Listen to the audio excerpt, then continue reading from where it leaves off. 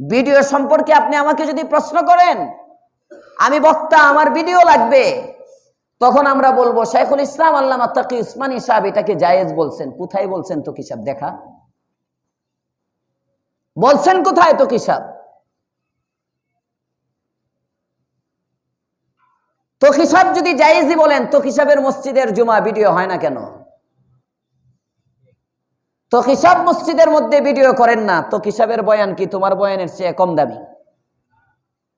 গোটা বিশ্বের যিনি চিফ সিনিয়র আলেমে দ্বীন, শাইখুল আরব ওয়াল আজম, বর্তমানে যাকে বলা চলে আরব অনারবের সবার শেখ হওয়ার যোগ্যতা যিনি রাখেন, শাইখুল ইসলাম যার উপাধি, আল্লামা তাকি উসমানী মাদ্দাল্লাহু জিল্লাহ,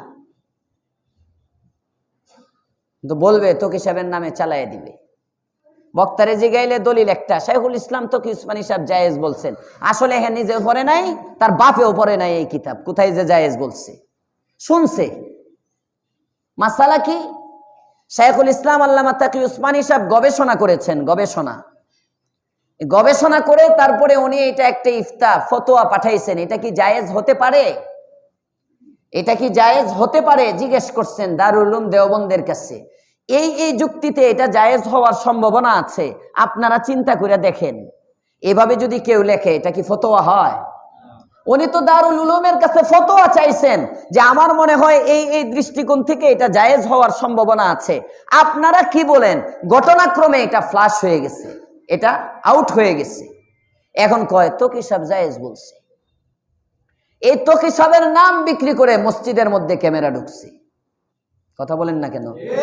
এই মসজিদে নাই, কিন্তু অনেক মসজিদ আছে যারা দারুল উলুম দেওবন্দ থেকে ফারেক হয়ে আসে, বড় বড় আলেম যাদেরকে উম্মত মনে করে, তারাও মসজিদের মেম্বরে যখন বসে এক একজনের নামের শেষে কাসেমি লাগানো ওপেন ভিডিও করতেছে। এটা যে গুনাহ মনেই করতেছে না। শাইখুল হাদিস এটা যে একটা গুনাহকে কবিরা মনেই করতেছে না, যেখানে আসে না। জিজ্ঞেস করলে বলে দিন প্রচারের স্বার্থে। দলিল কি? দিন প্রচারের স্বার্থে।